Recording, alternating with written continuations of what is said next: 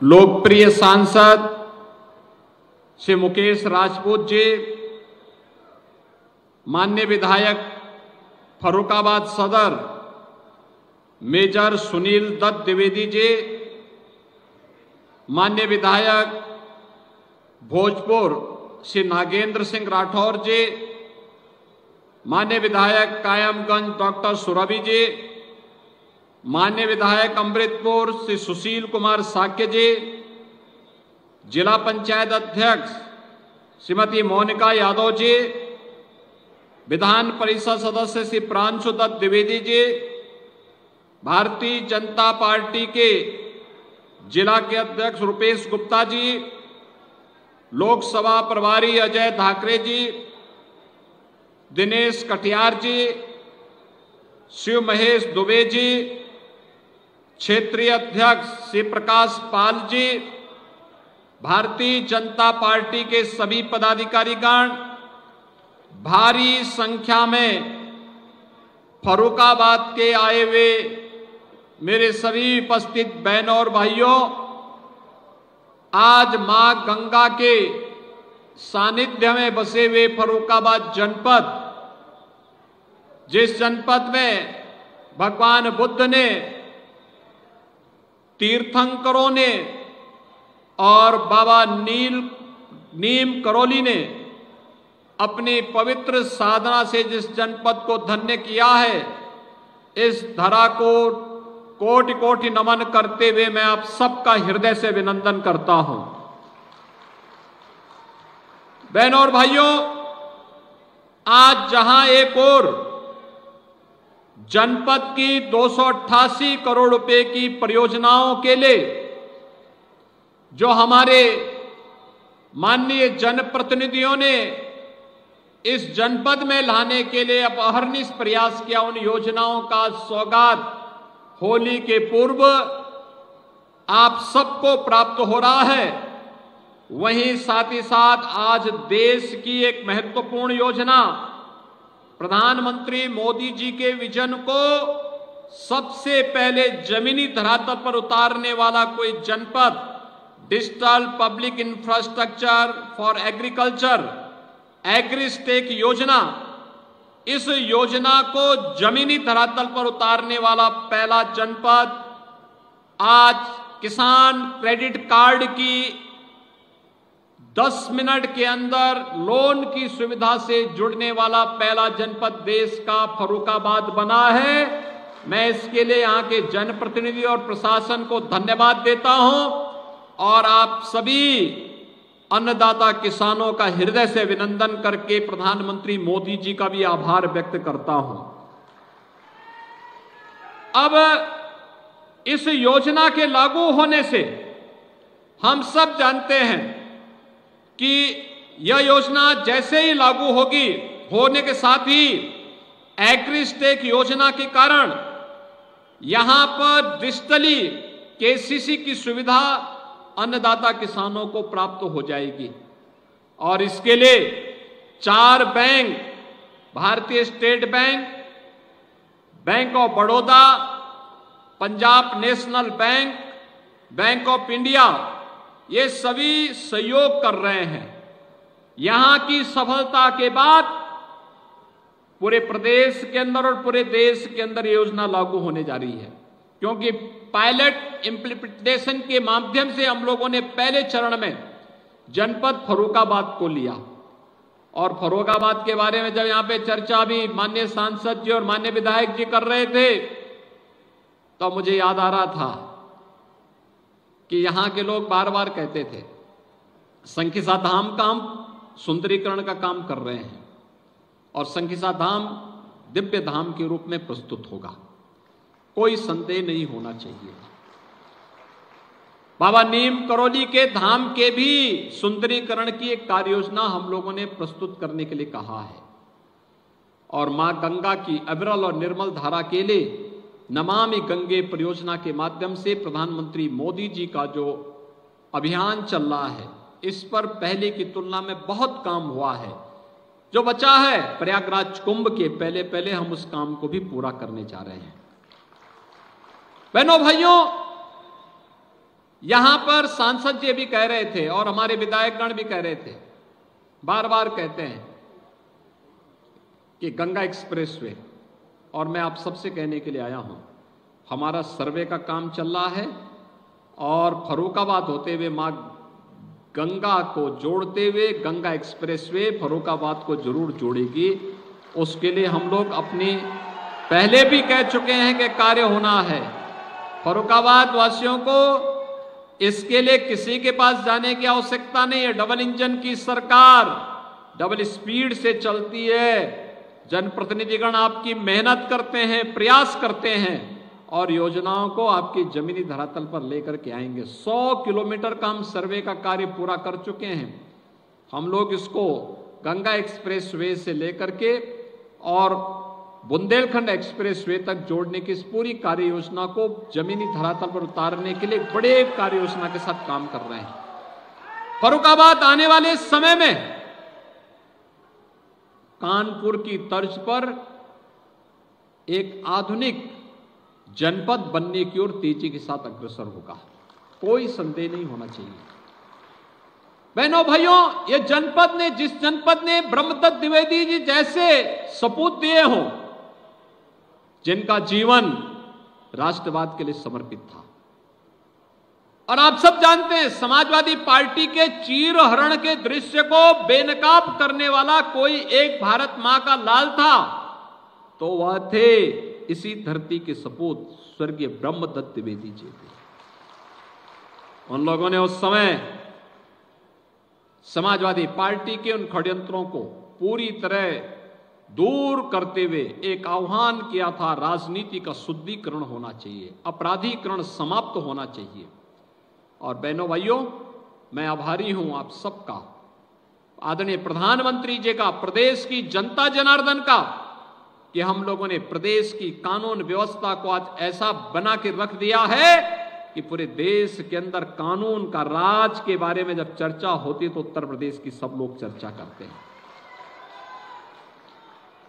बेटी सुरक्षित हो जाए, व्यापारी सुरक्षित हो जाए, अन्नदाता किसान खुशहाल हो जाए और युवा अपने पैरों पर खड़ा होकर के स्वावलंबन का जीवन जीने लग जाए तो विकास इसी प्रकार से सरपट दौड़ता हुआ दिखाई देता है, जैसे आज उत्तर प्रदेश के अंदर है। आखिर यही उत्तर प्रदेश था 2017 के पहले बीमारू राज्य कहलाता था। लोग ये मानते थे कि देश के विकास का सबसे बड़ा बाधक है यूपी। लोग ये मानते थे यूपी तो ब्रेकर है, लेकिन हमने उसी ब्रेकर को दुरुस्त करते हुए देश का ब्रेक थ्रू बना दिया, डेवलपमेंट का ब्रेक थ्रू बनकर के आज एक ग्रोथ इंजन के रूप में यूपी काम कर रहा है। और यूपी कानून व्यवस्था के मामले में ही नहीं, अपने अन्नदाता किसानों के लिए भी बेहतरीन सुविधा देने वाला राज्य बनकर के उभरा है। आप सोचिए, उत्तर प्रदेश के बारे में पहले कौन चर्चा करता था?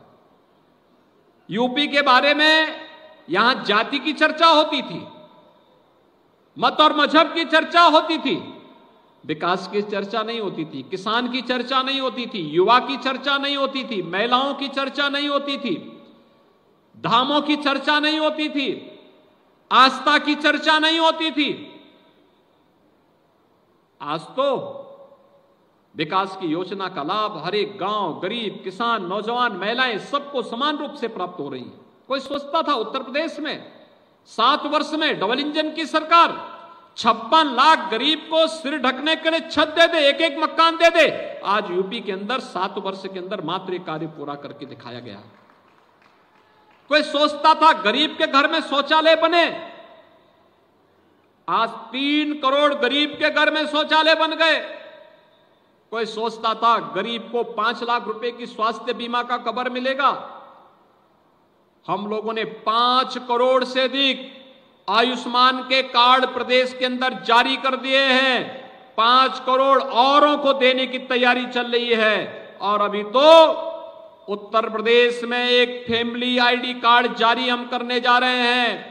ये फैमिली आईडी कार्ड जिस परिवार के पास आवास नहीं होगा उसको आवास देगा, जिसके पास शौचालय नहीं होगा शौचालय देगा, जिसके पास 5 लाख रुपए की स्वास्थ्य बीमा का कवर नहीं है उसको वह सुविधा दी जाएगी, जिसको पेंशन नहीं मिलती उसको पेंशन देंगे, जिसके पास राशन कार्ड नहीं होगा एक कार्ड से उसका सारा कार्य हो जाएगा, और जिसके पास रोजगार नहीं होगा उसको रोजगार भी देने का कार्य फैमिली आईडी उपलब्ध कराने का कार्य करेगा। भाइयों बहनों, कोई सोचता था उत्तर प्रदेश में कि उत्तर प्रदेश में इतने भारी पैमाने पे निवेश आएगा? 40 लाख करोड़ रुपए के निवेश के प्रस्ताव, और उसका पहले चरण में ही 10.5 लाख करोड़ रुपए के निवेश के प्रस्ताव का शिलान्यास आदरणीय प्रधानमंत्री जी के कर कमलों से अभी इसी फरवरी माह में रखा गया है, पहले रखा जा चुका है। यानी इतने बड़े पैमाने पर निवेश के प्रस्ताव का मतलब 35 लाख नौजवानों को नौकरी तत्काल उपलब्ध होगी, और 40 लाख करोड़ रुपए के निवेश के प्रस्ताव जिस दिन जमीनी धरातल पर उतरेंगे 1 करोड़ से अधिक, 1 करोड़ 10 लाख से अधिक नौजवानों को सीधे सीधे नौकरी मिलेगी। हमारा यूपी का नौजवान अब यूपी से बाहर नहीं जाएगा, बल्कि बाहर का व्यक्ति नौकरी ढूंढने के लिए यूपी में आएगा। और आपके लिए गंगा एक्सप्रेसवे और बुंदेलखंड एक्सप्रेसवे से जुड़ना इसलिए भी महत्वपूर्ण है कि अब नोएडा की तर्ज पर नया शहर जो विकसित होने जा रहा है वह कानपुर और बुंदेलखंड के बीच में, झांसी के बीच में हो रहा है। आपकी कनेक्टिविटी बेहतर बन सके, इसके लिए फर्रुखाबाद वंचित न रह सके, इसके लिए भी हम लोग कार्य कर रहे हैं। बहनों और भाइयों, ये विकास भी है और विरासत का संरक्षण भी है। कोई सोचता था बाबा नीम करोली की कोई बात करेगा? कोई सोचता था कि संकिसा की चर्चा कोई करेगा? यहां तो विवाद खड़ा किया जाता था, आज विवाद शांत हुआ है, समाधान हुआ है। हम समस्या पर नहीं समाधान पर विश्वास करते हैं, और उसी समाधान के लिए को लेकर के भी आते हैं। हमारा यह मानना, सरकार समस्या नहीं हो सकती, सरकार समाधान का नाम हो सकता है, और हर हाल में समस्या का समाधान करना सरकार का काम होना चाहिए। इसके लिए डायलॉग हो, हम उसका माध्यम उसको अपनाते हैं। जो भी तरीके अपनाए जा सकते हैं उन तरीकों को अपना करके जनता जनार्दन की समस्या का समाधान करेंगे, उसको हर प्रकार की सुविधाओं से आच्छादित करने का कार्य करेंगे, और उसी समाधान के नाम का परिणाम है आज अयोध्या में प्रभु श्री राम के भव्य मंदिर का दर्शन करने का सौभाग्य भी प्राप्त हो रहा है। मुझे 7 तारीख को आना था और 7 मार्च को जब आने का कार्यक्रम बन रहा था, क्योंकि मुझे लगता था कहीं ऐसा ना हो कि 10 तारीख तक आचार संहिता लागू हो जाए। तो मुझे मुकेश राजपूत जी ने और यहाँ के जनप्रतिनिधियों ने बताया कि नहीं नहीं, अभी तो जो है यहाँ पे जो है हम वहां अयोध्या धाम जा रहे हैं। तो मैंने कहा भी अयोध्या धाम बहुत आवश्यक है। 500 वर्षों का इंतजार करने के बाद अयोध्या में रामलला का विराजमान हुए, अयोध्या में रामलला विराजमान हुए हैं। प्रधानमंत्री मोदी जी के कर कमलों से सब पवित्र कार्यक्रम संपन्न हुआ है, और अयोध्या धाम जरूर जाना चाहिए। मैं उसके बाद बनाता हूं कार्यक्रम। और आज भाइयों बहनों, आज 1 सप्ताह के अंदर ही मैं आपके पास आया हूं। मुझे बहुत अच्छा लगा कि फर्रुखाबाद के लोग यहाँ के जनप्रतिनिधियों के साथ अयोध्या धाम का दर्शन करके आ गए। आपने नई अयोध्या देखी होगी। यही अंतर है, जब गलत लोग सत्ता में आते हैं राम भक्तों पर गोली चलाते हैं, और जब सही सरकार आती है, अच्छी सरकार आती है, संवेदनशील सरकार आती है, राम भक्तों को सिर माथे पर बिठा करके भगवान राम का दर्शन कराने के लिए लेकर के जाती है। आज तो अयोध्या में आपने देखा होगा कितना भव्य मंदिर बन रहा है। रामलला का विराजमान, क्या दिव्य और भव्य मूर्ति है। अयोध्या आधुनिक अयोध्या के रूप में विराजमान हो चुकी है। ये सभी कार्य इसलिए हुए हैं क्योंकि आपने सही फैसला किया। एक फैसला अयोध्या में राम मंदिर की समस्या का समाधान कर दी। एक वोट गंगा एक्सप्रेसवे को आपके फर्रुखाबाद तक लाने की तैयारी कर रही है। एक वोट आपको सुरक्षा का आश्वासन दे रही है। एक वोट आपको रोजगार की गारंटी दे रही है। एक वोट आपके भविष्य को उज्जवल बनाने के लिए आपको एक सुनहरा अवसर प्रदान कर रही है। और उसी आश्वासन के साथ आज हम सब आपके बीच यहां पर आए हैं। यह जितना माहौल बदला है बहनों और भाइयों, यह इसलिए क्योंकि प्रधानमंत्री मोदी जी का मार्गदर्शन और नेतृत्व देश को है। हमने एक बदलते हुए भारत को देखा है। हमने 2014 के पहले के उस भारत को भी देखा है जहां दुनिया में सम्मान नहीं था, देश में अविश्वास था, योजनाओं का लाभ लोगों को चेहरा देख करके दिया जाता था, पर्व और त्योहारों के पहले कर्फ्यू लग जाता था, अविश्वास का वातावरण था, हर एक स्तर पर भ्रष्टाचार व्याप्त था, गरीब को योजना का लाभ नहीं मिलता था और विकास की योजनाएं कोसों दूर थी। आज तो ऐसा नहीं है। आज तो आपकी आस्था का सम्मान भी हो रहा है और नौजवान के लिए आजीविका की व्यवस्था भी हो रही है। विकास के बड़े बड़े कार्य भी आ रहे हैं और विरासत का सम्मान भी हो रहा है। आज तो सुरक्षा का बेहतर वातावरण भी बन रहा है और समृद्धि के लिए भी सरकार के द्वारा नए नए कदम उठाए जा रहे हैं। आज यही इसी का परिणाम है। 2017 के पहले जो उत्तर प्रदेश बीमारू राज्य था, आज वही उत्तर प्रदेश देश की दूसरी बड़ी अर्थव्यवस्था के रूप में स्थापित हो चुका है। और जिस स्पीड से वर्तमान में उत्तर प्रदेश चल रहा है, वह दिन दूर नहीं जिस दिन उत्तर प्रदेश देश के अंदर नंबर 1 की अर्थव्यवस्था बनकर के उभरेगा। उत्तर प्रदेश का नंबर 1 की अर्थव्यवस्था बनने का मतलब उत्तर प्रदेश की 25 करोड़ जनता के जीवन में खुशहाली, हर प्रकार की सुविधाओं से उसका आच्छादन होना, हर प्रकार की सुविधाएं उसको प्राप्त होंगी। और इसके लिए आज हम सब आपके पास आए हैं। देश के अंदर पिछले 10 वर्ष में जो परिवर्तन हुआ है, उस परिवर्तन का ही आज परिणाम है कि देशवासी आज एक नए संकल्प के साथ आगे बढ़े हैं। हर देशवासी का एक संकल्प बना है। क्या संकल्प है देशवासियों का? विकसित भारत। विकसित भारत के लिए विकसित उत्तर प्रदेश आवश्यक है। विकसित उत्तर प्रदेश के लिए फर्रुखाबाद का विकसित होना भी आवश्यक है। फर्रुखाबाद के विकसित होने के लिए एक एक गांव, एक एक नगर निकाय को विकसित होना पड़ेगा। और विकसित उत्तर प्रदेश की संकल्पना के साथ आगे बढ़ेंगे तो विकसित भारत को कोई ताकत रोक नहीं सकती है। और भाइयों बहनों, विकसित भारत की संकल्पना को आगे बढ़ाने वाले देश के यशस्वी प्रधानमंत्री जी के बारे में इसलिए पूरे देश से एक आवाज आ रही है, और वो आवाज है 24 के लिए। और वो आवाज है फिर एक बार, फिर एक बार, फिर एक बार, फिर एक बार मोदी सरकार, फिर एक बार मोदी सरकार। यही संकल्प हम सबका, हर भारतवासी का बनना चाहिए। आप क्या सहमत हैं? सभी लोग सहमत हैं? सभी लोग सहमत हैं? तो क्या मुकेश राजपूत जी को पिछली बार से ज्यादा वोट से जिता के भेजेंगे? सभी लोग सहमत हैं ना? ये बांटने वाले और काट छांट करने वाले लोगों पे विश्वास तो नहीं करेंगे ना? जिन लोगों ने कर्फ्यू लगाया था, जो लोग विकास में बाधक थे, जो लोग युवाओं के जीवन के साथ खिलवाड़ करते थे, जो लोग तुष्टीकरण की नीति पर चल करके प्रदेश की कानून व्यवस्था को छिन्न भिन्न कर रहे थे, उनके बहकावे में तो नहीं आओगे ना? याद रहेगा ना कि फिर एक बार मोदी सरकार। सभी लोग सहमत हैं? तो बहनों और भाइयों, मैं भी आपको इस बात के लिए आश्वस्त करने के लिए आया हूं।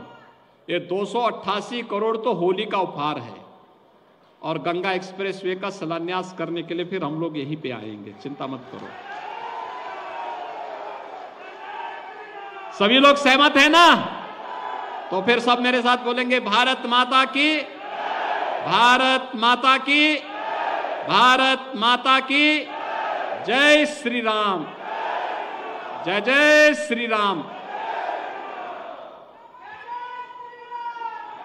बहुत बहुत धन्यवाद माननीय।